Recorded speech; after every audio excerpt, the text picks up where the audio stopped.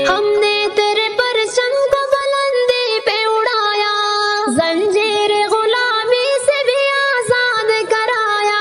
सोने की भिचड़िया तुझे हमने ही बनाया, हर हाल में दुश्मन से तुझे हमने बचाया।